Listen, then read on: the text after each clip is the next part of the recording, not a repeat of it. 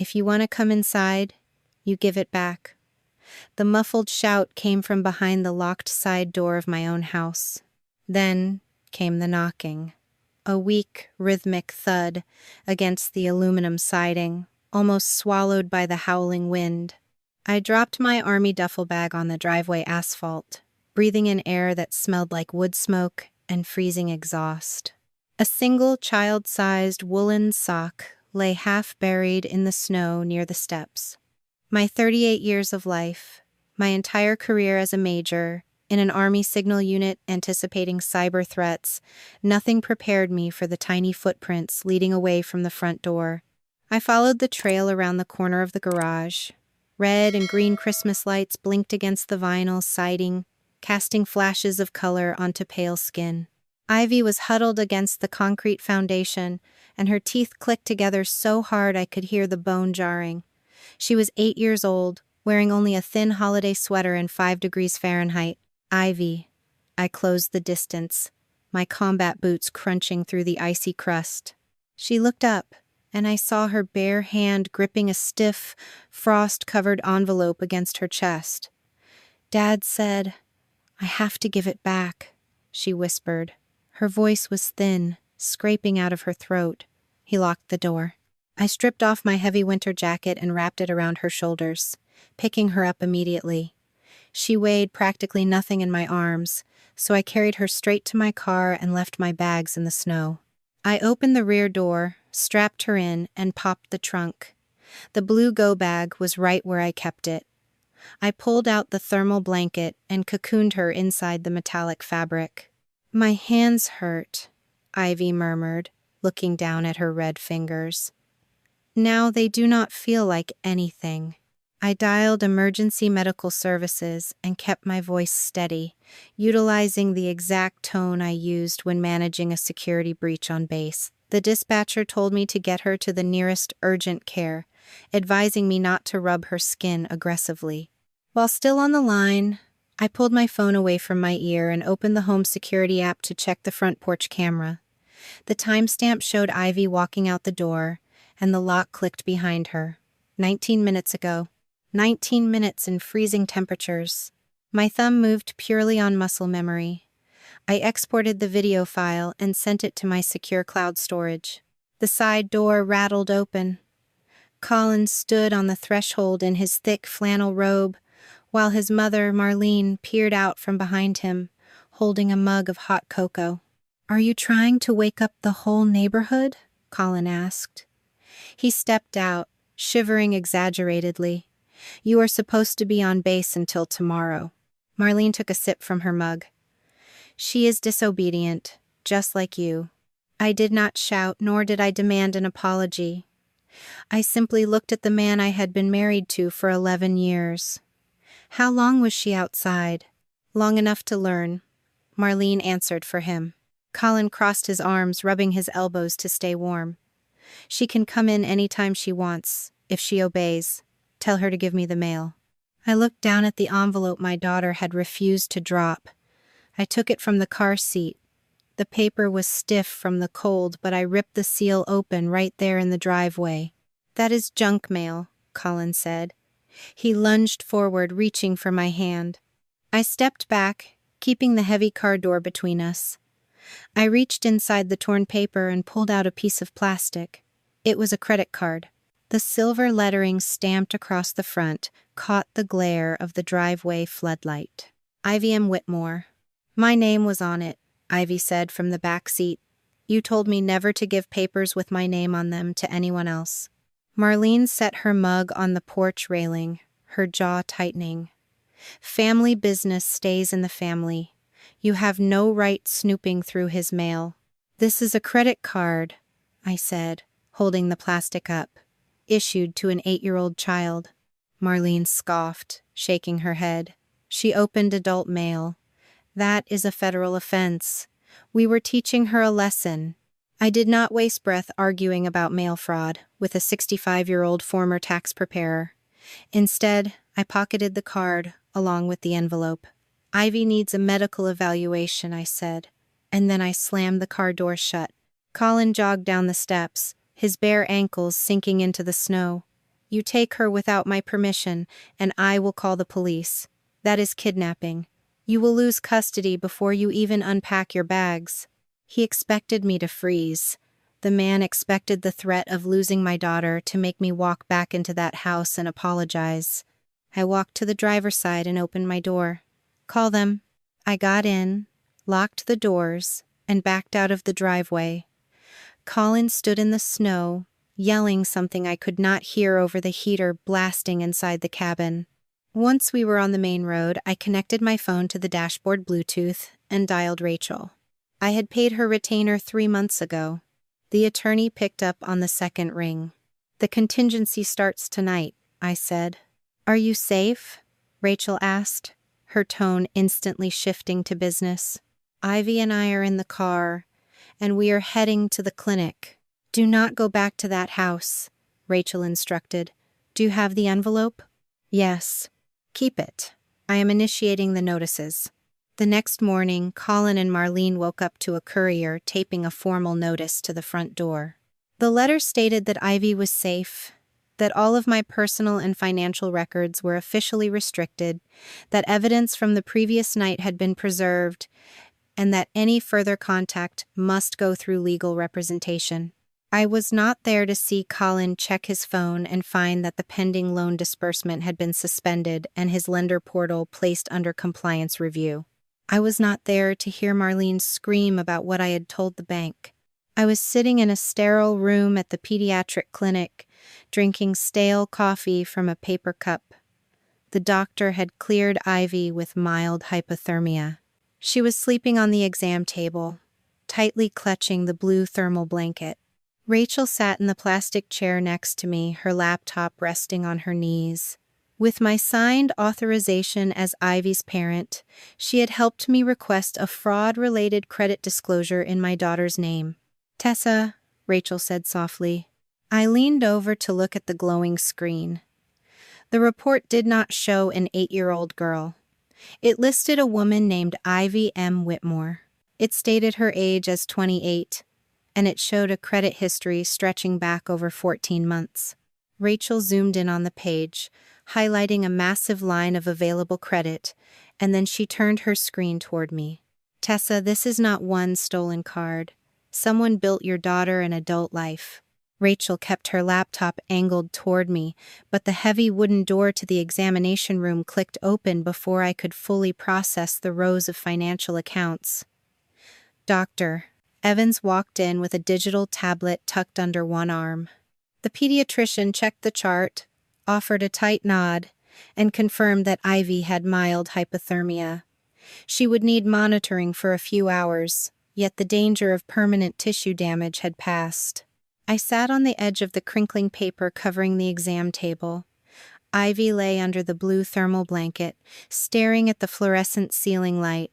"Mom," Ivy whispered. Her voice sounded fragile and scraped hollow by the cold. "Are they mad because I opened the letter? Is this my fault?" My chest physically ached. For years, I had conditioned my daughter to keep the peace, asking her to apologize to Marlene just to avoid ruining a Sunday dinner. "No," I said, smoothing her damp hair back from her forehead. "You did nothing wrong. Adults are responsible for the choices they make, and nobody gets to punish you for telling the truth." My phone vibrated inside my coat pocket, buzzing twice in rapid succession. I pulled the device out and saw Colin's name lighting up the screen. The first message demanded that I tell the doctor Ivy slipped while playing in the yard. The second text arrived 3 seconds later. Colin warned me that Child Protective Services loved taking children away from mothers who were never home. My thumb hovered over the keyboard. A familiar wave of defensive anger threatened to consume me, urging me to type out a massive paragraph explaining everything he had done wrong. Instead, I took a screenshot of both messages. I forwarded the images to Rachel sitting right next to me, then typed a single reply to my husband. "Ivy is safe. Contact counsel." I silenced the phone and shoved it back into my pocket. Rachel opened the forwarded screenshots on her laptop, saved them to a secure folder, and immediately brought the credit report back up on her screen. "Look at this progression," the attorney said, pointing a manicured finger at the display. "It started with a retail store card 14 months ago. A month later, a small installment loan appeared. They were building a payment history." The screen showed a fake date of birth, artificially aging my 8-year-old into a 28-year-old woman. The verification phone number listed on the profile did not belong to our house. I recognized the area code and the final 4 digits immediately. It was the secondary landline at Collins Mortgage Brokerage. Then my eyes caught my own name listed on a massive personal loan application. "They listed me as a guarantor," I said, the sterile air in the room suddenly feeling too thin to breathe. "No lender would approve that without my signature or verbal confirmation." Rachel scrolled down to a specific inquiry from June. The bank name triggered a sharp memory. 6 months ago, I had noticed a hard inquiry from that exact bank on my own credit monitoring app. When I asked Colin about it in the kitchen, he claimed a car dealership had run his credit and accidentally pulled mine because of our joint accounts. 2 weeks later, his story shifted and he casually mentioned he was just looking into refinancing rates to consolidate some debt. I had not argued with him. My husband loved to call me paranoid, often joking to our neighbors that I was always preparing for war. But the instinct that kept my military network secure had kicked in. That very week in June, I quietly placed a fraud alert on my profile, moved my direct deposit to a new personal account, and paid Rachel a retainer fee. That single act of digital self-defense had forced whoever was doing this to find another way to access credit. They had turned to Ivy. "Tessa," Rachel said, pulling my attention back to the present, "did you ever give Colin legal authority to borrow money in your name?" "No. Years ago, I signed a restricted power of attorney so he could handle vehicle registrations and property taxes while I was overseas. It expired and it never authorized loans. Then it cannot legally support this application," Rachel said. "The bank has preserved whatever document Colin submitted. We will compare it with your original before drawing conclusions." I told her that my original copy was stored in a 2-factor authenticated cloud vault alongside my tax returns, birth certificates, and other family records. "There is one more thing," Rachel said, her voice dropping lower so it would not carry across the small room. The compliance officer mentioned a verification call. I looked away from Ivy and focused completely on the attorney. "A call?" "The bank recorded a phone call, verifying the guarantor details," Rachel continued. "The woman on the line identified herself as Tessa Whitmore. The lender checked their logs. The call took place on a Tuesday afternoon. I was on base that Tuesday. I had been in a secure facility without access to my cell phone for 9 hours. Someone had impersonated me. Someone who knew my address history, my maiden name, and the answers to security questions derived from past tax returns. My mind immediately pictured Marlene standing in my kitchen, holding her mug of cocoa. My mother-in-law had worked as a tax preparer for 3 decades. She had access to every piece of paper in our home because she constantly claimed that my deployment schedule made me too disorganized to manage family records. Rachel typed a quick message to the bank representative, asking for a copy of the audio file. She paused, reading the incoming reply. "They are placing the recording in a secure portal for us," Rachel said, her eyes fixed on the screen. She looked up at me, and the professional detachment in her expression cracked just a fraction. The representative noted something from the call log. "The woman on the recording knew your daughter's social security number without hesitation." The backup townhouse smelled like fresh paint and strong lemon floor cleaner. It provided a stark, hollow contrast to the heavy scent of pine needles and cinnamon we had just left behind forever.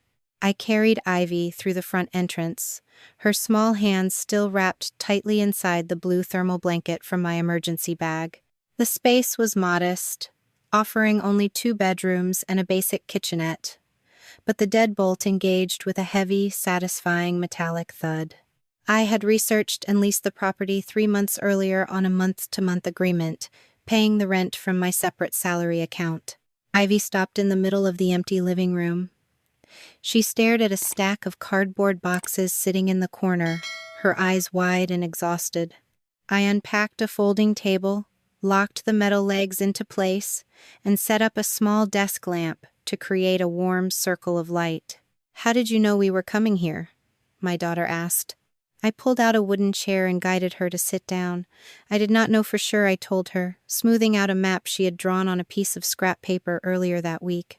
But sometimes, when things feel wrong, adults have to build a safe place just in case. She traced the edge of the paper with a pale finger. Grandma said, "Good families never leave each other." I knelt beside the chair so my eyes were level with hers. "Good families also do not lock children outside in the freezing cold," I replied softly. "You are safe here, and nobody is going to force you to keep any more secrets." My phone vibrated against the cheap laminate counter in the kitchen, the screen illuminated, displaying a text message from a neighbor who usually baked us cookies on Sunday afternoons. I walked over, opened the message, and read the words twice, because my brain refused to process the information the first time. The neighbor wrote that she was praying for my mental health, adding that Marlene had called the entire street to explain my sudden and violent departure. According to my mother-in-law, military stress had finally broken my mind, causing me to hallucinate and drag Ivy out into the snow during a severe tantrum. A cold, heavy pressure clamped down on my chest. I wanted to take a photograph of the hospital discharge papers, the ones detailing my daughter's hypothermia, and broadcast them to everyone in our zip code. I wanted to scream until my throat bled. Rachel had warned me about this exact tactic. The attorney had told me that people who steal your reality will always try to steal your reputation the moment you walk away. I swallowed the bitter taste rising in my mouth. I deleted the angry paragraph I had started typing, and I sent a single line thanking the neighbor for her concern while confirming Ivy was perfectly safe. I chose to keep my dignity intact, refusing to turn my child into a piece of digital evidence for neighborhood gossip. The truth would not be settled in text messages anyway. It was waiting for us at a downtown law office later that afternoon. The conference room table at Rachel's firm was made of thick, frosted glass, and it felt like ice against my forearms. A representative from the lender sat across from us, joining the meeting via a secure video link on a large monitor. The compliance officer clicked a button on his end, and a static hiss filled the speaker located in the center of the table. "Yes, this is Tessa Whitmore," a woman on the recording said. I stopped breathing. The voice did not sound exactly like my own, but it carried the authoritative, deliberate cadence of a professional woman confirming standard financial paperwork. The imposter spoke slowly, pausing at all the right moments to sound authentic. The lender on the tape asked a security question regarding a specific deduction from a tax return filed 3 years ago. "Oh, you will have to give me a second," the recorded voice chuckled softly. "My son handles the practical things around the house."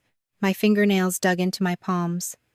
Nobody else in the world used that exact phrasing. Marlene had spent a decade telling everyone at our local church that Colin handled the practical things while his wife ran off to play soldier on government deployments. The woman on the tape provided the correct tax information effortlessly, proving she had intimate access to our filing cabinets. Then the lender asked for the guarantor authorization code to finalize the profile. A faint, rustling sound echoed in the background of the recording. A man's voice, muffled but distinctly Colin's, whispered a 4-digit sequence. Marlene repeated the numbers perfectly, sealing the fraudulent application. The audio file ended, leaving a suffocating silence in the conference room. The compliance officer then shared a preliminary transaction summary from the questioned loan. It did not contain Colin's entire company ledger, but it showed where the disputed funds had gone immediately after disbursement. The money did not remain in the account for long, the officer explained. Within 2 days, it was divided among the brokerage. several personal obligations, and an account connected to Marlene. I scanned the highlighted rows, tracking the flow of the stolen money. A portion of the credit went toward covering short-term business debts and making payroll for his 3 employees. The next line item made my stomach turn completely over. Colin had authorized a massive down payment for a luxury vehicle lease. For years, I had funneled my military allowances into our joint checking account, wearing the same scuffed combat boots through multiple deployments, because he constantly claimed we were sacrificing to build a future together. He had drained my real sacrifice to maintain the illusion of a successful businessman. Rachel saw my posture stiffen and leaned forward. Sacrificing your income for a marriage does not magically transform identity fraud into a community property dispute, the attorney said gently. This is theft. She turned the page to reveal a secondary list of wire transfers. And the narrative that your mother-in-law only participated to protect her struggling son falls apart right here. I looked at the destination accounts listed on the new page. 2 days after the loan cleared, the brokerage transferred a significant sum to a municipal tax authority. The payment completely covered the annual property taxes for Marlene's luxury condominium. A second transfer, categorized vaguely as consulting fees, directly paid off her premium travel credit card balance. The memory hit me like a physical blow to the ribs. Just last Thanksgiving, Marlene had cornered me in the kitchen to brag about her upcoming luxury cruise. She had offered a condescending lecture on how I needed to learn proper money management so I could enjoy life exactly like she did. She had funded her lavish vacation using my 8-year-old daughter's stolen identity, all while smiling in my face and eating the turkey I had purchased. She was not a tragic mother trying to save her boy.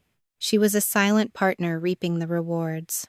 A sharp knock at the conference room door interrupted my thoughts. A paralegal stepped inside, handing Rachel a newly printed legal document. The attorney scanned the first page, and her jaw visibly tightened before she passed the heavy stack of paper to me. Colin just filed an emergency custody petition, Rachel announced. He is officially telling the family court that you absconded with Ivy due to severe mental instability, and he is demanding that you surrender the child immediately. I took the papers, my hands trembling slightly against the heavy cardstock. The legal petition was standard, demanding my immediate return to the marital home. But the attached sworn affidavit caught my absolute attention. Colin had written a detailed, multi-page narrative painting me as dangerously unhinged, financially reckless, and prone to abandoning my family duties without notice. I read the specific paragraph detailing my alleged financial crimes. Colin claimed that my erratic behavior had caught the attention of federal lenders. He stated under oath that I would likely be under investigation for taking out massive, fraudulent loans behind his back, and he begged the court to protect Ivy from my impending legal and financial ruin. It was a perfectly crafted story, designed to make me look like a desperate criminal, trying to flee the consequences of my own actions. I looked at the date stamped next to the notary seal at the very bottom of the page. My vision narrowed, focusing entirely on that single line of black ink. The numbers verified exactly when my husband had sworn this statement to be true. "Rachel," I whispered, sliding the paper back across the frosted glass. The attorney nodded, tapping the date with her pen. "I see it." The notary signed this document on December 20th. We had discovered Ivy locked outside in the freezing cold on Christmas Eve, which was December 24th. Rachel looked up at me, her voice dropping to a dangerous, steady hush. "He wrote that you would be investigated for fraud before you even knew there was fraud." For several seconds, I could only stare at the date beneath Colin's signature. December 20th. 4 days before I came home. 4 days before Ivy opened the envelope. 4 days before Colin knew I had discovered anything. He had not written the emergency custody petition because I took our daughter to the clinic. He had written it because he already knew the fraud was in danger of surfacing. The story about my supposed breakdown had been prepared in advance, waiting for the moment he needed to use it. Rachel closed the conference room door and returned to the table. "This changes the purpose of the affidavit," she said. "He is claiming he reacted to an emergency that had not happened yet. He planned to accuse me of the loans," I said. Rachel did not answer immediately. She reread the paragraph where Colin described my alleged financial instability, then placed the document inside a clear evidence sleeve. "He planned for you to carry the blame," she said. "The custody filing was part of the exit strategy." The words should have shattered me.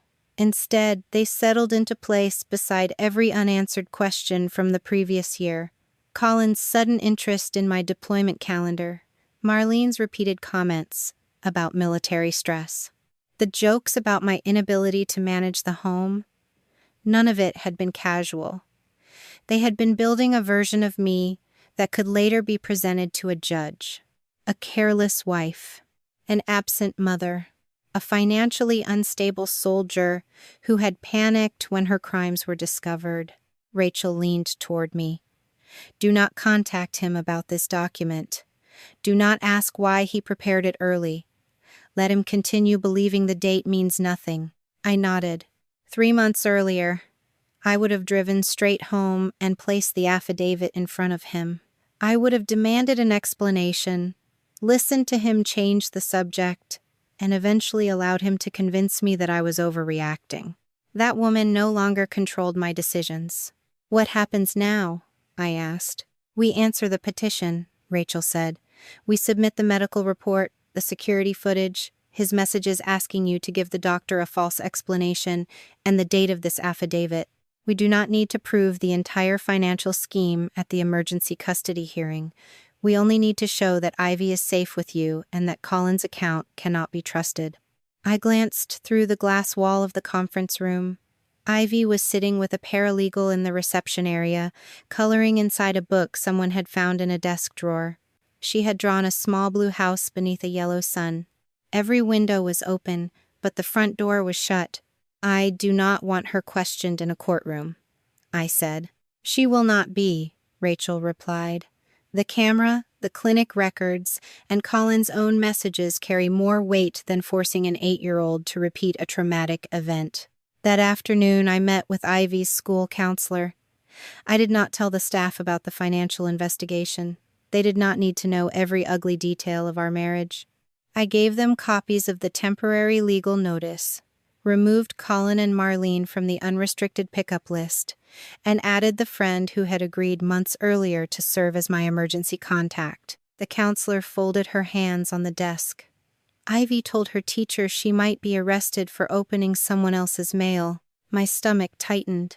"She opened an envelope with her own name on it," I said. "Her grandmother told her it was a federal offense." The counselor's expression changed, but she did not react dramatically. She wrote the statement down and asked whether Ivy had shown any other signs of fear. "She asks permission before opening the refrigerator," I said. "She apologizes when she has not done anything wrong. Last night she woke up because she dreamed the townhouse door had locked her outside." The counselor promised to document the concerns and arrange regular sessions without interrogating Ivy about the case. When I returned to the townhouse, my daughter was sitting at the folding table with the blue thermal blanket draped over her shoulders. She was no longer cold, but she carried it from room to room as if the thin metallic fabric had become proof that someone would come for her. "Did Dad call the police?" she asked. "No." "Is Grandma going to make me give the card back?" "No." I sat across from her. "The card is evidence now. Adults are going to investigate where it came from." Ivy lowered her eyes. "Dad said you would lose your job if people found out. He was trying to scare you. Will you?" "No." I paused before adding, "There may be difficult days, and people may say things that are not true. But my job is not in danger because you opened an envelope. You did the right thing by protecting something with your name on it." Her fingers tightened around the edge of the blanket. "You told me papers with my name belong to me," she said. "They do." That evening, Colin sent 14 messages through 3 different applications. He shifted from threats to concern, then from concern to outrage. He claimed I had turned a private parenting disagreement into a legal crisis. He said Ivy needed discipline and that my long absences had made her disrespectful. He accused Rachel of manipulating me for money. Then he offered to forgive everything if I returned home before the custody hearing. I saved every message without replying. Marlene chose a different strategy. She called neighbors, relatives, and members of our church. By the following morning, 2 people had contacted me to ask whether military stress had caused me to become unstable. One woman wrote that Marlene was worried I might take Ivy out of the state. I typed 3 angry responses and deleted all of them. I would not publish my daughter's medical records to win an argument on the neighborhood message board. I would not turn the worst night of her life into public entertainment simply because Marlene understood the power of gossip. The truth had a proper destination now. The emergency hearing occurred through a secure video conference 2 days later. Colin appeared from his attorney's office wearing a dark suit and the wounded expression he usually reserved for family gatherings where he wanted sympathy. His lawyer argued that I had removed Ivy from the marital home without agreement, concealed our location, and exaggerated a brief disciplinary incident. Rachel submitted the porch camera timeline. 19 minutes. She submitted the temperature report. 5 degrees Fahrenheit, with wind making the exposure more dangerous. She submitted the clinic's diagnosis of mild hypothermia. Then she displayed Colin's text asking me to tell the doctor that Ivy had slipped outside while playing. Colin's lawyer called the message an emotional mistake. Rachel responded by presenting the affidavit dated December 20th. The magistrate read the date twice. Your client described an investigation into fraudulent borrowing 4 days before the incident he claims caused the concern, she said. What was the basis for that statement? Colin leaned toward his attorney and began whispering urgently. His lawyer requested time to review the document. The magistrate did not make a final determination about the financial allegations. She did not need to. She ordered that Ivy remain temporarily in my care, prohibited Colin from removing her from school, and limited his contact to scheduled calls until a child safety assessment could be completed. Marlene was not granted contact. It was not a permanent custody victory. The divorce had barely begun, and months of hearings still waited ahead of us. But when the call ended, Colin could no longer threaten to take Ivy before I unpacked my bags. The first weapon he had raised against me had broken in his own hands. Rachel closed her laptop. He expected you to return to the house before anyone examined the timeline, she said. He expected me to be afraid. You were afraid. I looked through the townhouse doorway, where Ivy sat on the living room rug, arranging pencils by color. Yes, I said. I just stopped letting fear make decisions for me. Over the next several days, the lender's review expanded, Colin's pending applications remained suspended, and requests for original files began reaching his brokerage. Denise, the firm's compliance analyst, confirmed through counsel that Colin had started demanding access to archived records he had previously ignored. He was not preparing a defense. He was searching for something he needed to destroy. Rachel instructed me to continue documenting but not interfere. The preservation notices had been delivered. Any attempt to alter the company records afterward would create a new timestamp and a new problem for Colin. For the first time in our marriage, I did not try to save him from the consequences of his panic. I waited. On Monday night, Colin left a voicemail saying he wanted to settle things privately for Ivy's sake. His voice was controlled, almost tender, but he never asked how she was recovering. He talked about the house, the business, the embarrassment an investigation would cause. Then he said there was a way for both of us to walk away with what we wanted. By Tuesday morning, his attorney had put the offer in writing. The settlement proposal arrived via email early on Tuesday morning, attached to a formal message from Colin's attorney. The document requested my signature on a sworn statement confirming I had been aware of, and had consented to, the various loan applications and refinancing packages initiated over the previous year. In exchange for this singular lie, Colin offered to deed over the marital home in its entirety and finalize the custody arrangement in my favor. I sat in the small, cramped kitchen of the townhouse, staring at the screen until the text blurred into gray static. The house had been the center of my world for more than a decade, filled with the remnants of my career and the marks of Ivy's growth. I remembered the way the morning light hit the kitchen island, where I had spent hours paying bills and coordinating deployments.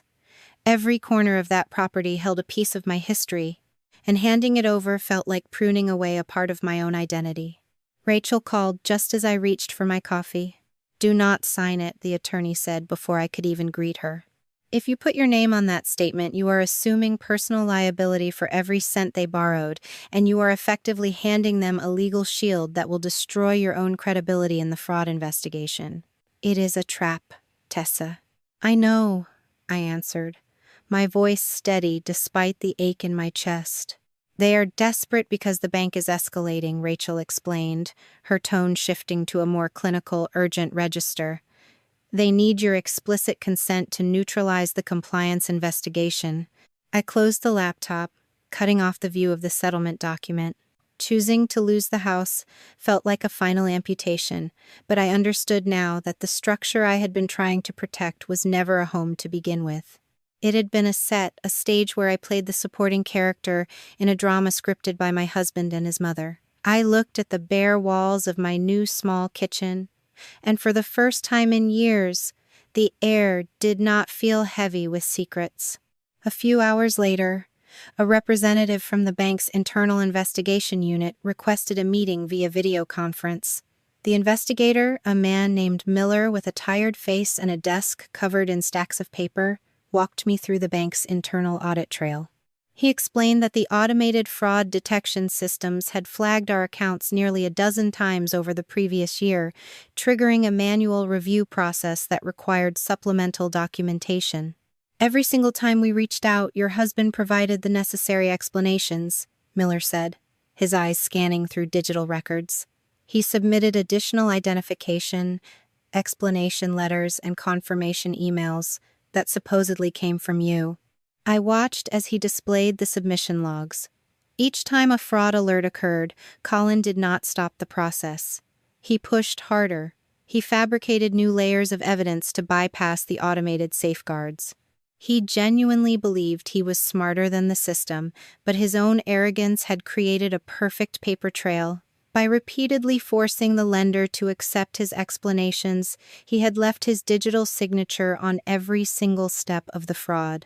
My mind raced back to the summer when I had placed that initial fraud alert in total silence. I remembered the quiet resolve I had felt while sitting in the dark at my kitchen table, checking my credit reports and moving my deposits. I had protected my own future long before I even knew the scale of the destruction waiting for me. That choice was the reason the bank had been forced to look so closely at Colin in the first place. I pulled out a notepad and began sketching out a new plan. I listed every bank, every lender, and every account that needed to be frozen. I cataloged the evidence we already possessed and identified the gaps that still required closure. My approach was identical to the process I used for managing security incidents on base, but this time, the scope was my own life.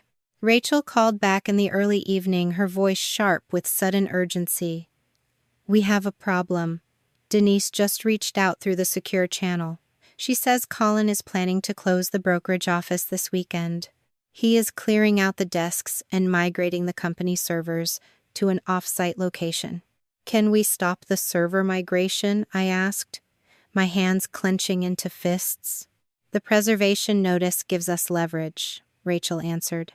"But if he destroys the records before the investigators can physically secure them, the investigation could drag on for years.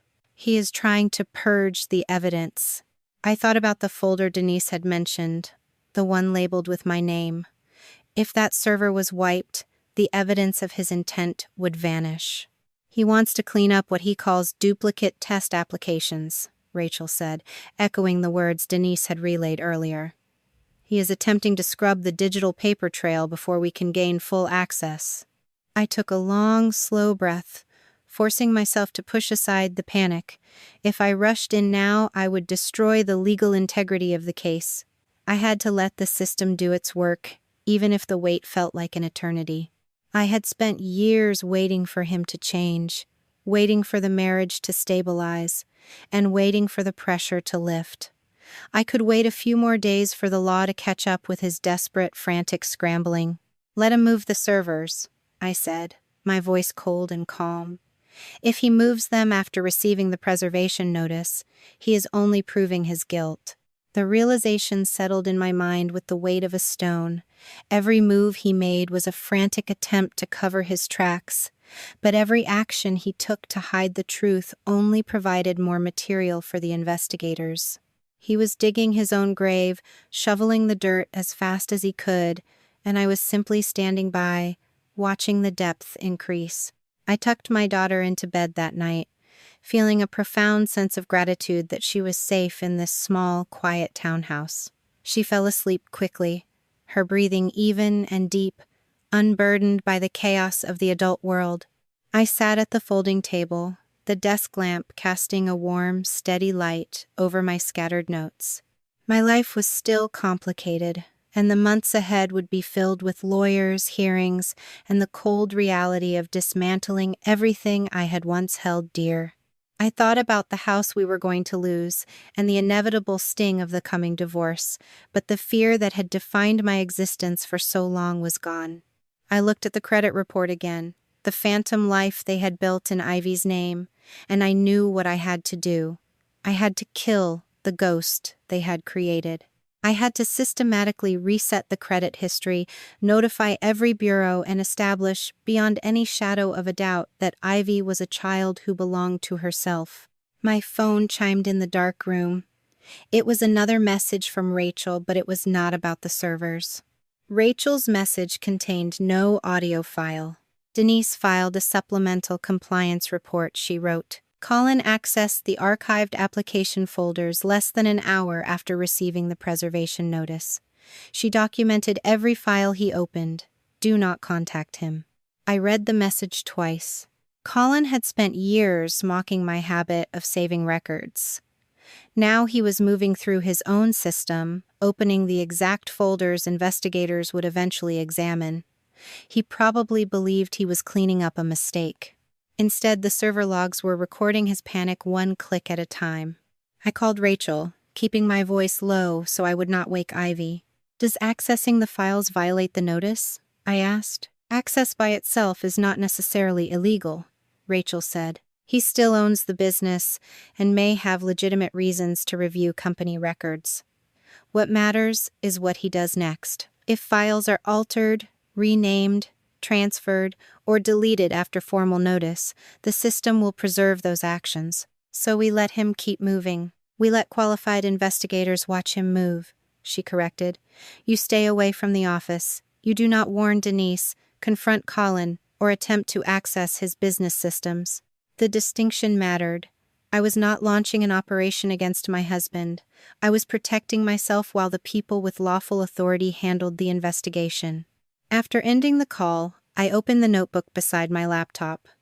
I had divided each page into 4 columns: date, event, supporting record, and unresolved question. The format was plain, almost clinical. It kept anger from rewriting the order in which things had happened. I entered the newest information. Preservation notice delivered.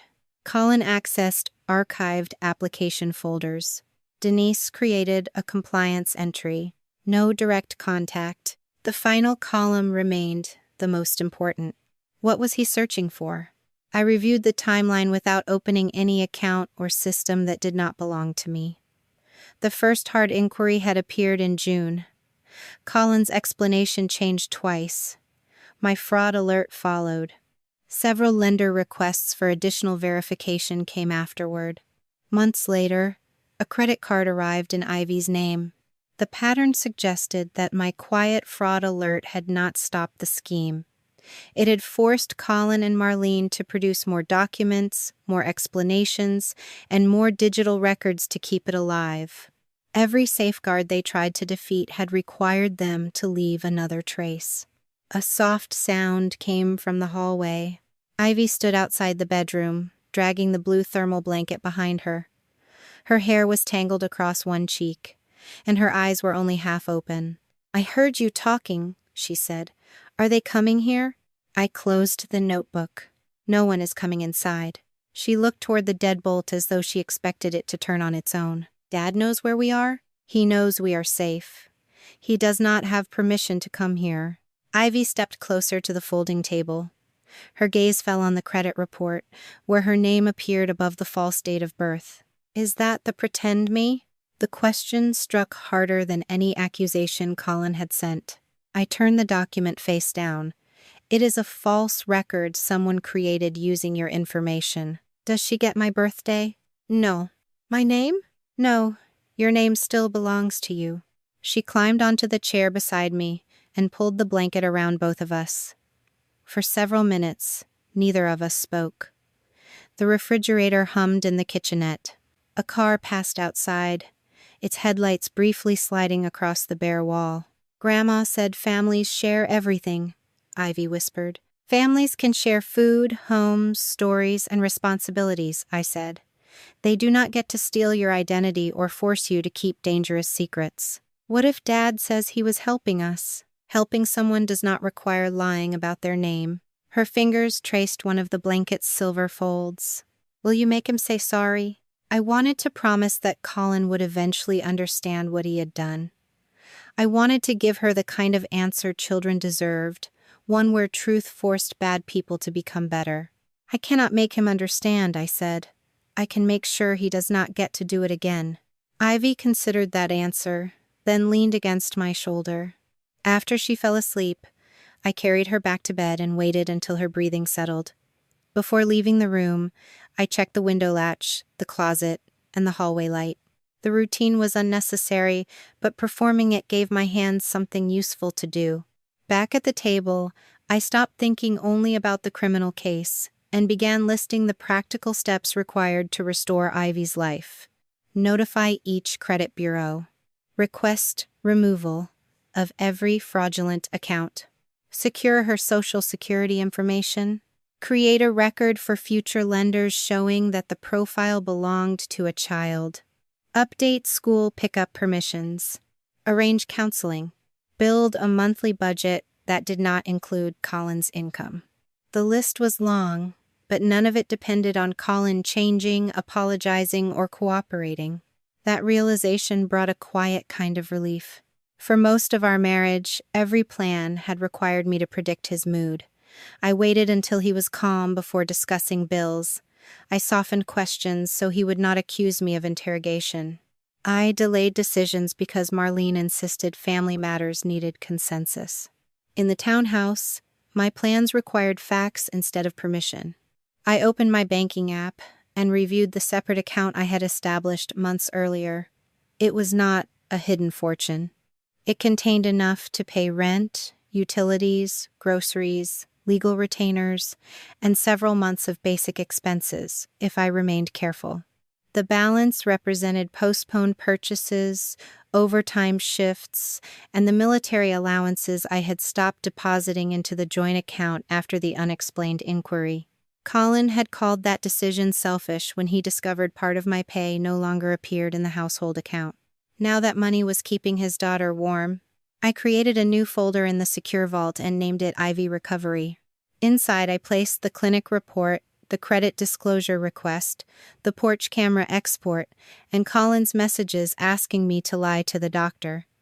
Each file kept its original timestamp. I added a simple index explaining where the record had come from and who had preserved it. I did not edit the footage. I did not crop the messages. I did not enhance the audio. The truth did not need decoration. Near midnight, another notification appeared. It came from the credit monitoring service connected to my own profile. Someone had attempted to access a lender account associated with the disputed application. The login had failed because of the fraud alert. I took a screenshot, recorded the time in my notebook, and forwarded the alert to Rachel without adding speculation. Her reply came several minutes later. Received. Do nothing else tonight. I closed the laptop. Through the bedroom doorway, I could see the edge of Ivy's blanket reflecting the hallway light. The townhouse remained unfamiliar, with empty walls and boxes stacked against the baseboards, but the silence no longer felt hollow. It felt protected. I had once believed strength meant carrying every burden without letting anyone see the weight. Now I understood that strength could also mean placing a document in the correct folder, refusing a threatening call, keeping enough money to leave, and allowing consequences to reach the people who had earned them. For the first time in years, I did not spend the night wondering how to repair Colin's latest crisis. I prepared for the morning and let his crisis belong to him. The next morning, I stood in the kitchen and drank a cup of coffee, staring at the cold, blank wall where I had planned to hang pictures of my family. I had to let go of the idea that I could fix everything, and instead focus on the task of building a life that was honest and true. I had my daughter, I had my resolve, and I had the truth. Everything else was just noise, and I was finally ready to tune it out. The bank contacted us again by noon. Miller sounded different, his tone more professional and less harried than before. He explained that they had received a new batch of documents from Colin's brokerage in the previous hour, but the files did not match the earlier submissions. "There is a discrepancy," Miller said, his voice clipped. "It appears your husband is trying to backdate certain entries to align with the original application, but the timestamp on his new file is significantly later than the date he claims. He is continuing to manipulate the records," I said, a grim smile touching my lips. "It is becoming increasingly difficult for him to maintain the consistency of his stories," the investigator replied. "We are seeing significant inconsistencies across multiple lender platforms, and we have enough information now to initiate a formal internal audit." I thanked him and ended the call, feeling a flicker of something close to triumph. Colin was not just failing, he was accelerating his own downfall. He had reached a point where his lies were becoming a tangled web that he could no longer navigate, and every step he took only served to tighten the noose around his own throat. I walked back to the table, my eyes landing on the stack of files that contained the evidence against my mother-in-law. Marlene believed she was shielded by her age and her status, but she was just as culpable as Colin. She had been the designer, the one who had meticulously planned the synthetic identity and guided Colin through the process of feeding the lender's systems. She was the one who had felt comfortable enough to tease me about my financial management while she spent the money she had stolen from my child. I reached out and touched the folders, feeling the weight of the injustice they had committed. I was done waiting for the system to act. I would be the driving force behind this investigation, and I would make sure that every piece of evidence we held found its way to the right people. I organized the confirmed evidence into a clean timeline for Rachel and the investigators. I listed each application, every known transfer, the dates Colin changed his explanations, and the records still missing from the brokerage servers. I was not trying to conduct my own investigation or reach into systems that did not belong to me. My job was simpler: preserve what I legally possessed, identify the gaps, and make sure the people with authority knew exactly where to look. The remaining gaps all pointed back to Colin's office. The lender had copies of the submitted applications, but the original working files, internal messages, and revision histories were still stored on the brokerage servers. If Colin had prepared the false documents there, those systems would show when the files were created, who altered them, and which devices were used. That knowledge made waiting almost unbearable. The urge to drive back to the brokerage office was a physical ache, a pull in my muscles that felt like a command. I wanted to see the servers for myself, to stand in the hallway while they packed the evidence into crates. My hands gripped the steering wheel of my car, knuckles turning white, as I stared down the street leading away from the city center. I had spent 15 years in the service, learning to secure networks and protect data, yet here I was, paralyzed by the realization that I could not simply reach out and grab the proof I needed. Rachel had been firm during our call, her voice cutting through my frustration with the precision of a scalpel. She explained that the preservation notice was already active, and the report Denise had filed earlier that morning was legally sufficient to trigger an immediate hold on all company equipment. I had to let the system work. I had to trust that the hours I had spent documenting every detail of their operations would hold up under scrutiny. I kept the engine off, staring at the gray horizon until my breathing leveled out. Then I turned the car around and headed back toward the townhouse. Ivy was sitting on the floor in the living room, sketching on a piece of construction paper. Her hand moved in rhythmic, jagged motions, drawing lines that crossed and recrossed until the paper was thick with dark graphite. She looked up when I entered, her eyes reflecting the same tension I felt vibrating in my own limbs. She had been having nightmares about the front door locking itself, dreams where the latch clicked shut and stayed frozen in place, no matter how hard she pulled. I crossed the room and sat on the floor beside her, watching the way her fingers trembled as she gripped the pencil. "We are safe here," I whispered, reaching out to tuck a stray hair behind her ear. She nodded, but the shadows under her eyes told a different story. I felt a surge of cold fury toward Colin and Marlene, a resentment so deep it felt like it might permanently alter my own character. They had stolen more than money. They had taken away my daughter's right to feel secure in her own home. By the afternoon, a new set of updates arrived from the attorneys handling the firm's investigation. Colin had ignored the repeated warnings.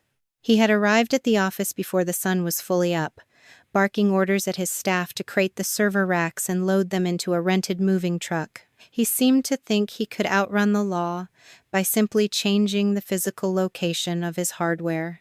Denise had stood her ground. I pictured her standing in the lobby, clutching her compliance manual as Colin loomed over her, his face purple with rage. She had refused to let the equipment leave the premises, citing the specific order we had served. When Colin threatened to pin the blame for the loan discrepancies on her, she simply recorded his words, entered the entire exchange into the compliance log, and stepped aside to call our counsel. Because of her courage, the forensic team was currently on site, imaging every single byte of data on those drives before Colin could lay a finger on a single file. Rachel called just as the sun began to dip behind the neighboring buildings, her voice sounding tired but victorious.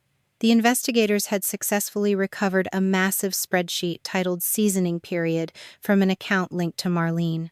"You were right about her, Tessa," Rachel said, her tone heavy with professional admiration. She was not just helping him. She was the one architecting the entire identity theft. The spreadsheet was a terrifyingly efficient tool. It contained columns for every variation of Ivy's name, the fake dates of birth they had generated, the specific security questions for each bank, the loan limits, and a column marked for seasoning, which tracked how long they waited between applications to avoid triggering the automated fraud alerts. The history of edits showed dozens of changes made directly from a device registered in Marlene's name, spanning over a year. She had been sitting in her quiet, pristine condo, carefully manipulating my daughter's identity like a hobbyist arranging a collection of stamps. I asked Rachel if there was anything else, and she sent over the transcripts of the business messaging account they had seized. I pulled the file up on my tablet, the text appearing in neat, orderly rows. My vision blurred for a second as I read an exchange from that freezing night on Christmas Eve. Marlene had messaged Colin, demanding that he retrieve the credit card before I noticed the mail. Colin had complained that it was too cold to go outside, to which Marlene had replied that the child would learn faster if she stayed out in the elements. A final message from Marlene included the phrase that had been haunting my dreams ever since. "Family business stays in the family." I sat in the dark living room, the tablet glowing against my knees. I remembered the exact tone Marlene used when she delivered that line in the driveway, how casually she had spoken as if she were discussing a spilled glass of milk rather than the near-freezing death of my daughter. Ivy had repeated those words back to me, the fear in her voice echoing the coldness of her grandmother's heart. The investigation was turning into a cascade of revelations. The following morning, Marlene sent word through her lawyer that she was willing to cooperate. She wanted to meet with me, promising to turn over a cache of incriminating emails if I would only agree to let her see Ivy again. I leaned back against the sofa, my jaw tight. The offer was a pathetic, transparent attempt to bargain with the one thing she had already forfeited. I instructed Rachel to tell Marlene that no deals existed. I told her that if she had evidence, she could hand it over to the investigators, but she would never have the privilege of being in my daughter's presence ever again. Marlene would have to learn that her status as the family matriarch had died the moment she decided my child was a line item in her retirement fund. Colin, realizing his mother was folding, decided to flip his own narrative. He started contacting the authorities on his own, claiming that Marlene had been the true mastermind behind the synthetic identity scheme. He told the investigators that he had only gone along with the plan to save the employees of his company from unemployment, framing himself as a desperate, misguided leader rather than a thief. Simultaneously, Marlene's legal team provided a string of emails showing Colin explicitly requesting higher credit limits and reminding her that I would be the one to take the fall if the auditors ever knocked on our door. They were tearing each other apart, each one providing the missing pieces that the other had tried to hide. It was a beautiful, devastating collapse, a perfect feedback loop of malice and incompetence. The investigator Miller called me once more to confirm the findings of the final forensic scan. He told me they had located the diverted funds, but there was a discrepancy in the ledger. A substantial amount of money had not been used to keep the brokerage afloat or to pay the staff. Instead, it had been channeled into memberships at an exclusive private club, a series of high-end automobile payments, and a series of transfers to an account with a memo line that simply read Marlene Retirement. I thanked Miller, my heart feeling lighter than it had in months. The reality was finally breaking through the shell of their perfect, manufactured existence. I turned back to the room where Ivy was sleeping, the door slightly ajar. I pushed it open gently, watching her sleep. She looked so small, so innocent, and so deeply loved. I had spent years trying to maintain a version of our family that could survive the pressure of Colin's deceit and Marlene's manipulation, but I realized now that the family I had been fighting to save was an illusion. The real family was the one I was building in this townhouse, one brick at a time, based on the truth of what we had survived. I thought about the spreadsheet, the cold, calculating columns Marlene had spent hours filling out, and I realized that every single keystroke she had made had only served to build the case against her. They had been so certain of their superiority, so confident in their ability to manipulate the world around them, that they had failed to notice the one variable they could not control. They had forgotten that I was watching. My phone rang again, but this time it was Rachel. "We have everything we need for the sentencing phase," the attorney said, her voice sounding stronger than it had in days. "But the report on the restitution funds is coming back, and it is going to be difficult to hear." I walked to the kitchen and poured myself a glass of water, my hands steady. "Tell me." "The equity in the house is almost entirely gone," Rachel explained, the words coming out quickly, as if she wanted to get them over with. "Between the unauthorized loans he took against the property and the legal fees he has been charging to the estate, the bank is going to force a sale to cover the debts. You are going to lose the house, Tessa." I looked around the small, empty townhouse, the space where I had spent the last few days beginning to feel like my own. I thought about the house on the hill, the rooms I had decorated, the garden I had planted, and the ghosts of the dreams I had once nurtured there. Then I let go. I realized that the house had been an anchor, not a foundation. It had held me in place while they eroded the shore beneath my feet. "Sell it," I said. My voice did not shake. "Sell it all. I do not want anything that came from that life." I ended the call, feeling a profound, absolute sense of relief. They could take the house, they could take the money, and they could take the years I had wasted trying to be the perfect wife for a man who had never existed. They could not take my daughter, and they could not take the fact that I went back to the living room and sat on the floor, listening to the quiet of the townhouse. The investigation would continue, the trials would happen, and the final chapters of this story would be written in courtrooms and bank offices, but I was no longer a participant in their game. I was an observer of their inevitable destruction. I picked up the pencil Ivy had left behind and started to sketch on the remaining corner of her paper. I didn't draw a house, and I didn't draw a family sitting around a dinner table. I drew a road, a simple line stretching forward into the distance, with the sun rising over the horizon. It was not much, but it was mine. And as I sat there, watching the sky change color, I knew that for the first time, in a very long time, I was exactly where I needed to be. The ghosts were fading, the shadows were lifting, and the future was finally beginning to reveal itself. I was ready, and I was going to be just fine. The financial records Rachel laid out on the glass table looked like a ledger of someone else's life, not the household I had shared for over a decade. The documents clearly tracked the lease payments for a luxury sports car, a high-tier private golf club membership, and several personal debts that had been categorized as business expenses. The corporate payroll was a fraction of the total income, a mere pittance compared to the lavish lifestyle Colin had been maintaining while I struggled to stretch a military budget. Marlene's portion of the funds was equally damning, documenting the exact transfer dates that covered her condo, property taxes, and an expensive retirement fund.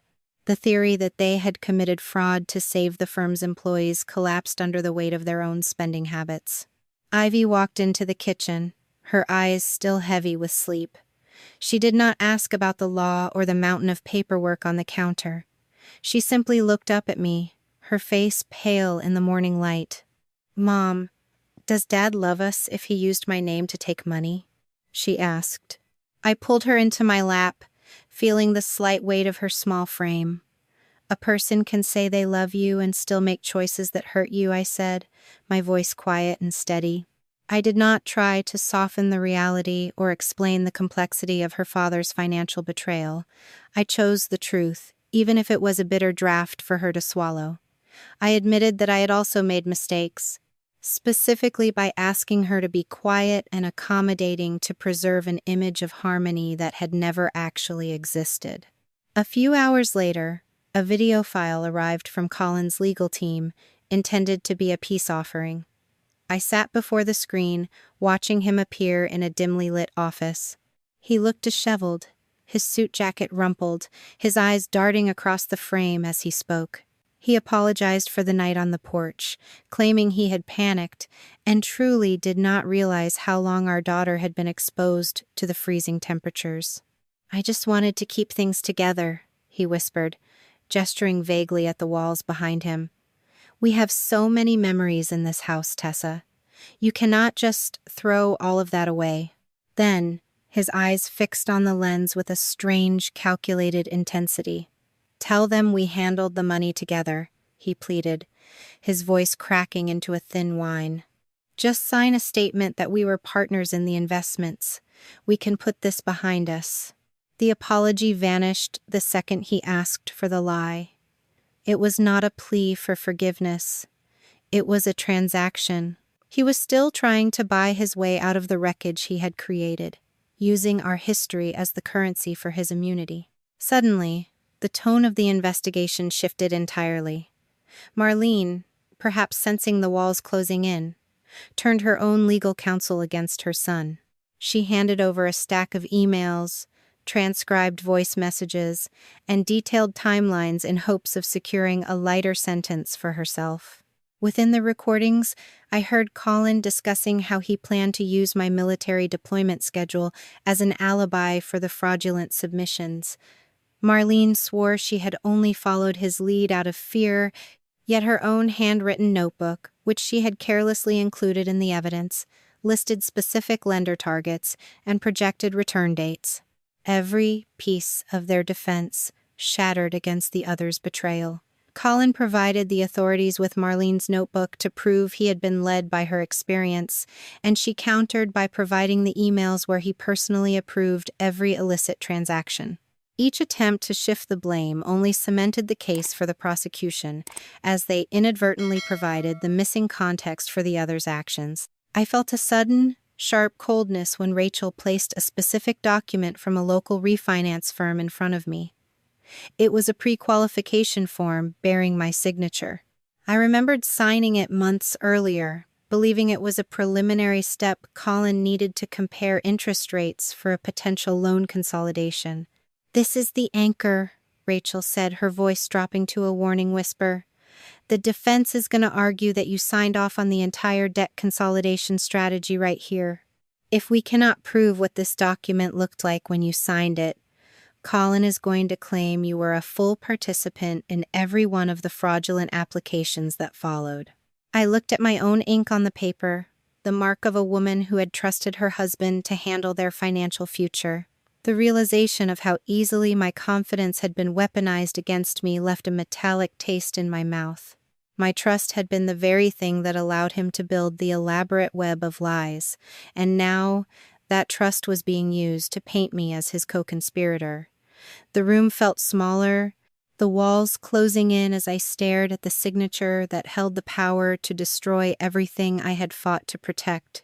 The light in the townhouse was dim, casting long shadows across the floor, where I sat surrounded by the digital debris of my own life.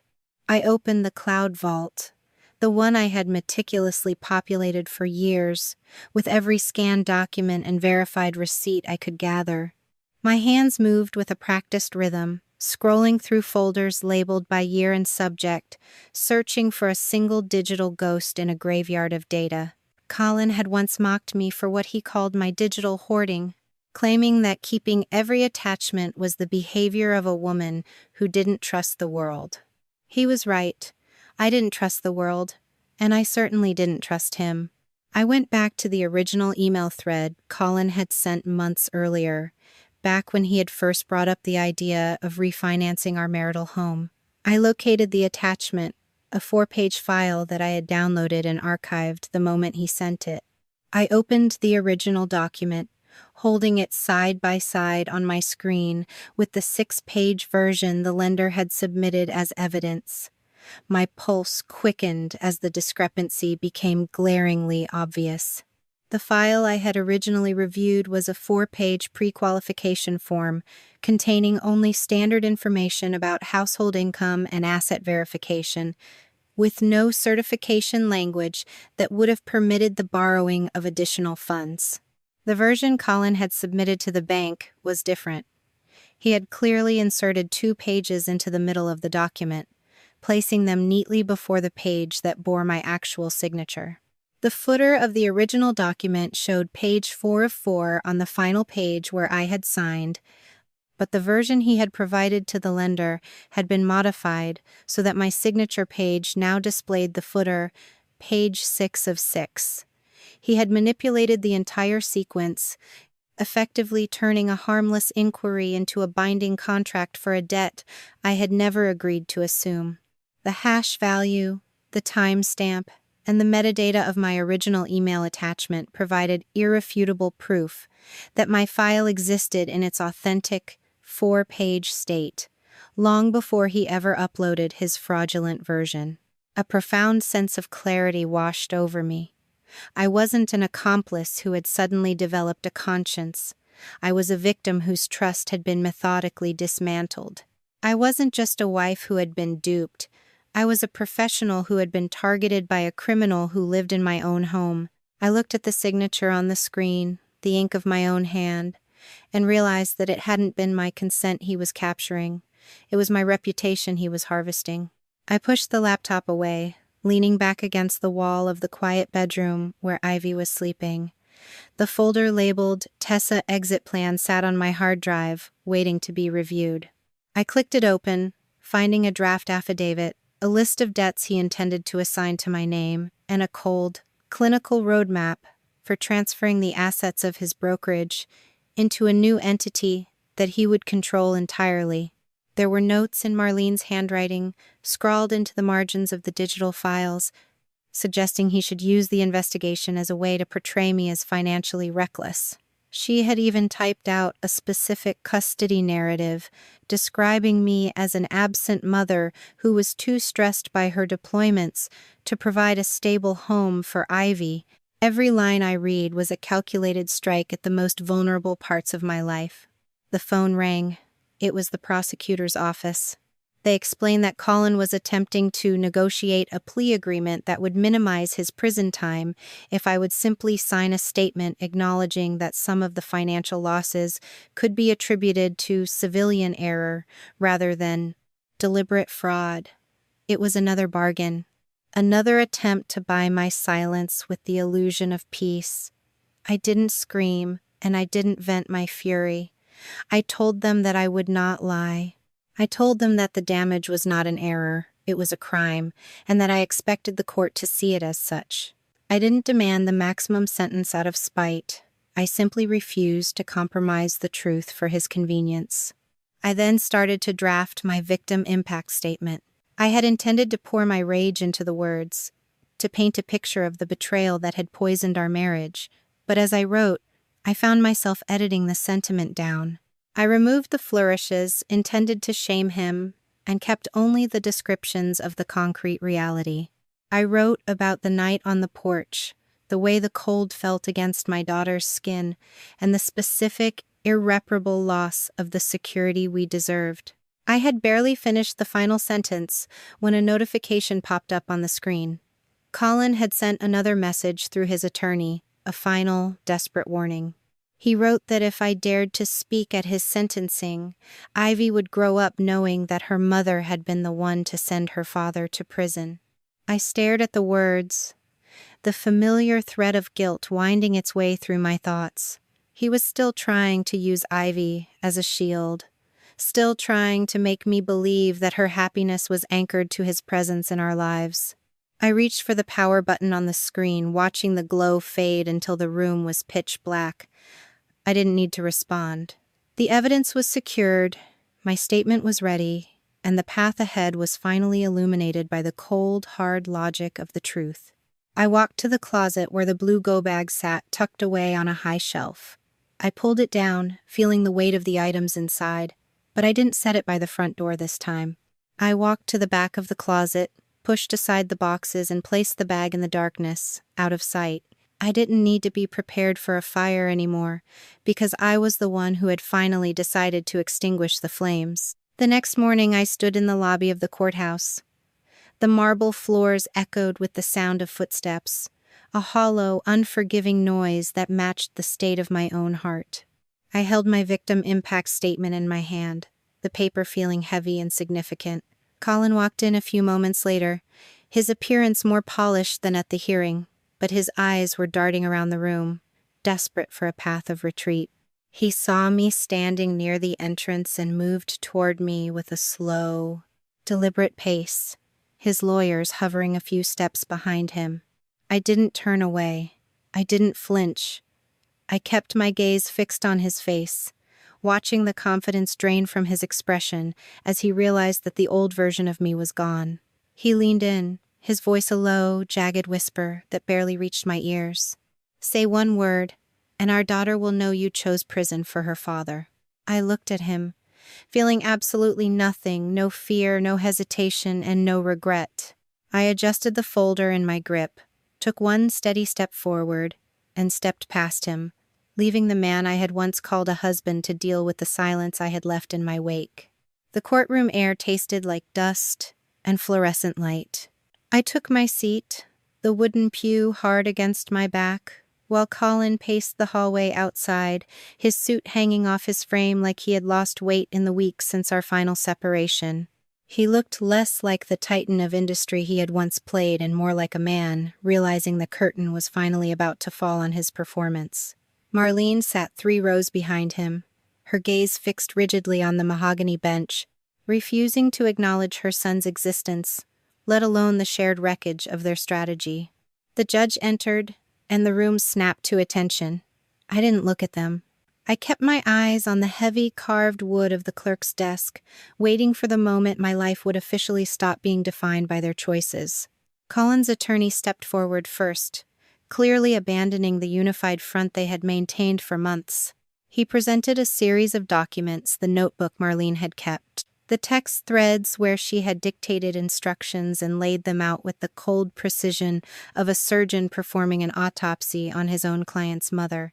He argued that Colin had been a passive participant, a man overwhelmed by the financial expertise and ruthless planning of his mother, who had masterminded every aspect of the synthetic identity from the comfort of her condo. The luxury car payments, the club memberships, the retirement fund transfers, the prosecutor dismantled these one by one, mapping each illegal movement of cash until the image of the struggling family man was replaced by the reality of a common thief. Colin watched his own lawyer destroy him, his mouth hanging slightly open as the evidence piled up. Then, Marlene's counsel rose, her voice sharp and brittle. She played the recording of the verification call, the one where I had heard my own name being used as a weapon, and then she entered into the record the chain of emails where Colin had demanded she increase the credit limits. She didn't just defend Marlene, she painted Colin as the predatory driver of the entire operation, someone who had preyed upon his mother's pride to fund his own extravagant failures. The room filled with the sounds of their mutual destruction.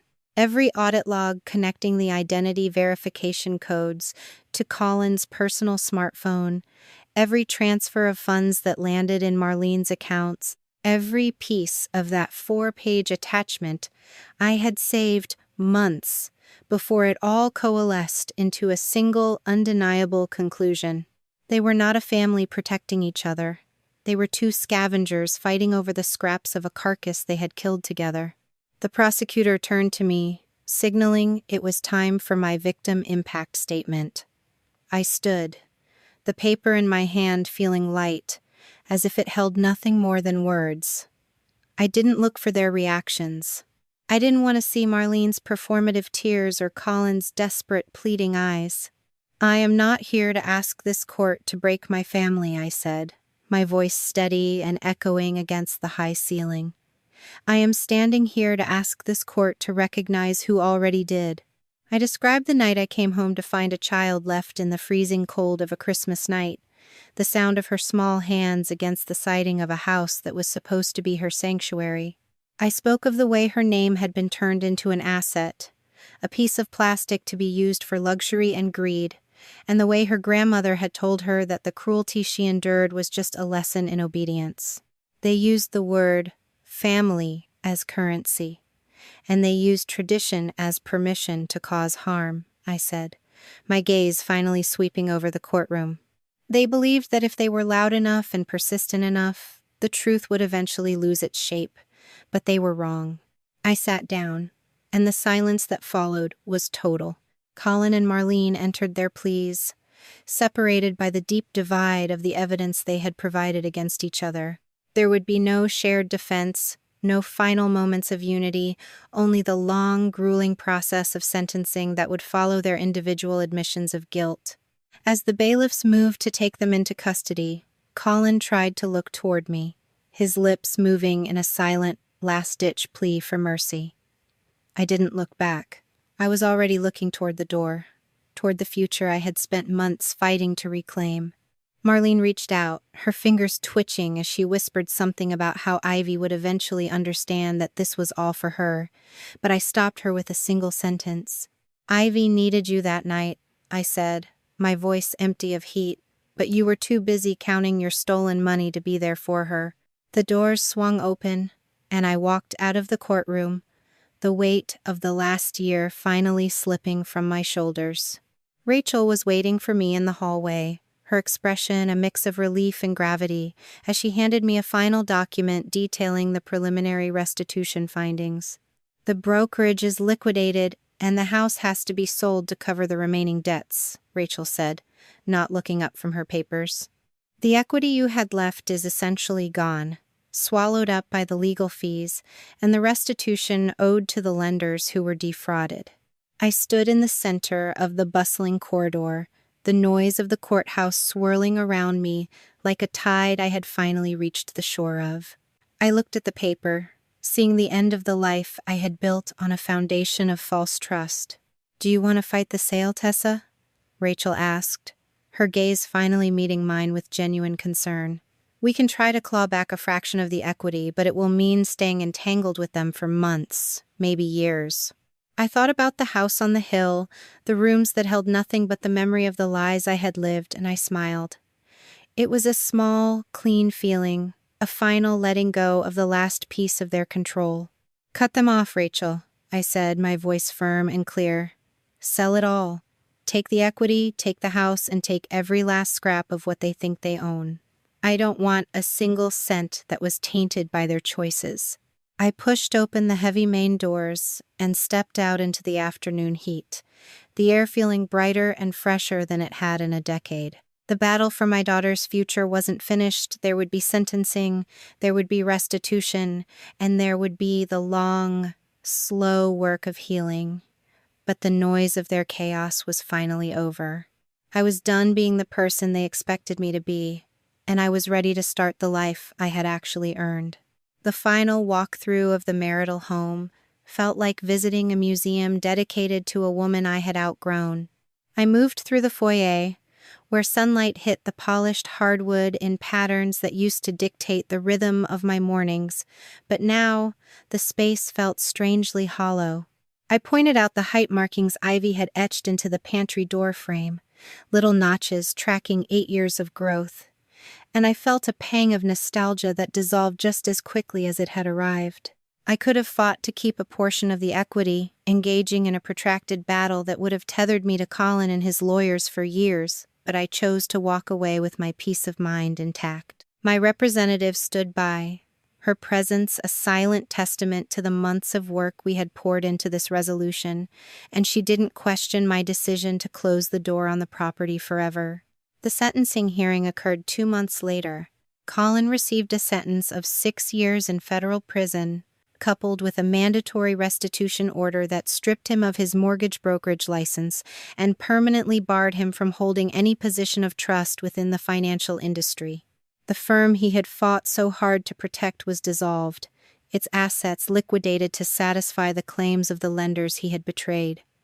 I sat in the back of the room, listening as the judge detailed the terms of his supervised release and the restrictions that would define his life long after his confinement ended.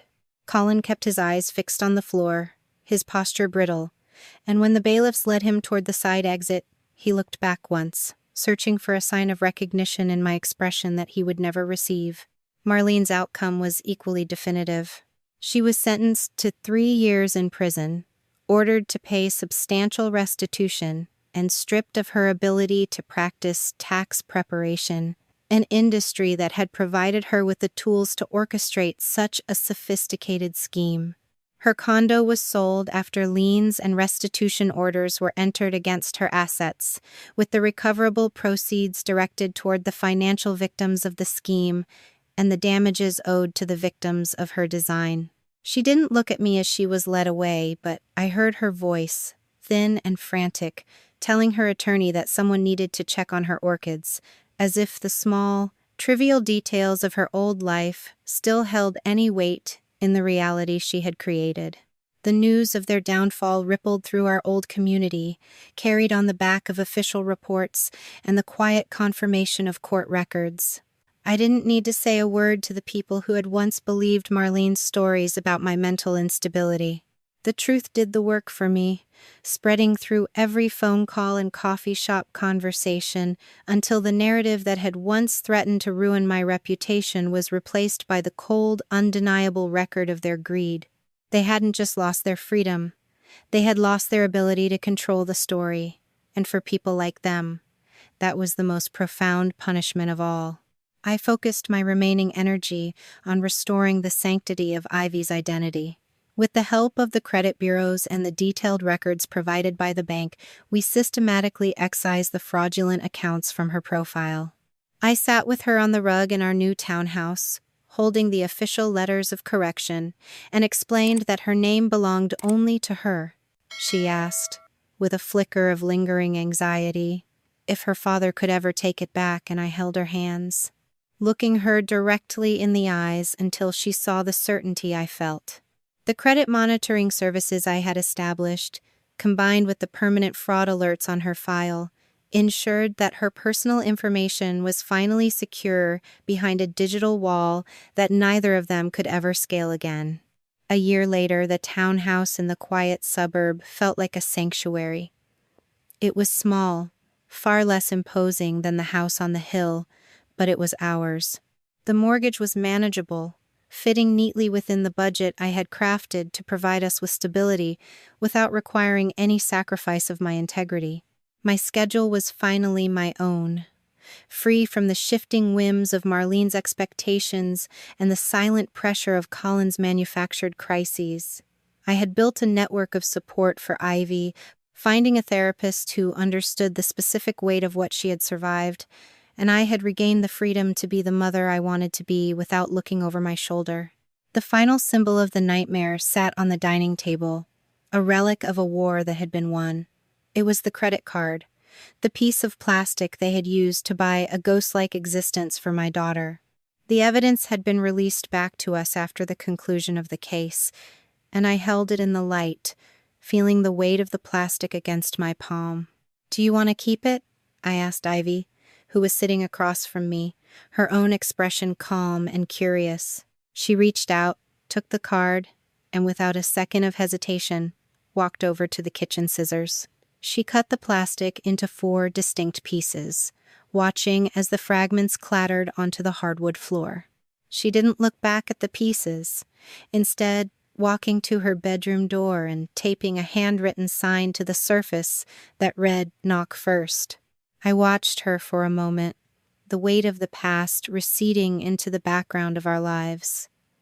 When I approached the door later that evening, I paused, lifting my hand to the wood. I knocked, waiting for her invitation before I crossed the threshold. "Come in," she called out, her voice clear and welcoming. As I walked into her room, I realized that the house was small, and the life we were building was simple, but for the first time, every door inside protected the people who lived within, rather than serving as a trap. I didn't need a mansion, and I didn't need their approval to know I had protected what mattered most. I knocked. My daughter invited me in, and for the first time, neither of us was afraid of the door closing behind us. You have just walked the path of a woman who learned the hardest lesson of all, that sacrifice without boundaries is not love, but an invitation to be erased. The story of Tessa and her daughter serves as a reminder that your name, your credit, and your identity are not communal property, even within the confines of a marriage or a family tree. You might believe that keeping the peace, shielding your children from adult conflict, and absorbing the brunt of a partner's failures is the hallmark of a devoted mother. Yet, as Tessa discovered, when you constantly absorb toxic behavior to maintain a facade of normalcy, you do not protect your children. You only provide the offenders with a target who will never fight back. The most vital lesson here is the necessity of proactive self-preservation. You should never wait for a crisis to define your contingency plans. Whether it is maintaining your own independent financial records, ensuring you have a secure archive of your personal documentation, or recognizing the subtle shifts in language that precede manipulation, your vigilance is the greatest asset you possess. If you are currently in a position where you feel the need to walk on eggshells, or where you find yourself constantly apologizing for things you did not do, stop and look at the foundation you are building upon. True security is not found in the silence you maintain to keep a partner happy. It is found in the boundaries you set to keep yourself and your children whole. It is easy to look at this drama and judge the villains, but the real power lies in the quiet, methodical preparation Tessa undertook long before the doors were locked against her. She understood that true strength is not about reactive retaliation or screaming to be heard. It is about the cold, hard logic of documenting the truth and ensuring that you are never entirely dependent on the people who mean you harm. You deserve a life where your doors are closed to provide safety, not to serve as a prison for your spirit. When you look at your own life, do you recognize the warning signs that you are being asked to sacrifice too much of your identity for the sake of family harmony? If you have ever felt like your name, your resources, or your autonomy were being used in ways that made you feel small or unsafe, how did you find the courage to begin reclaiming your territory? Your experience is a powerful testament, and there is strength in the truth you choose to share.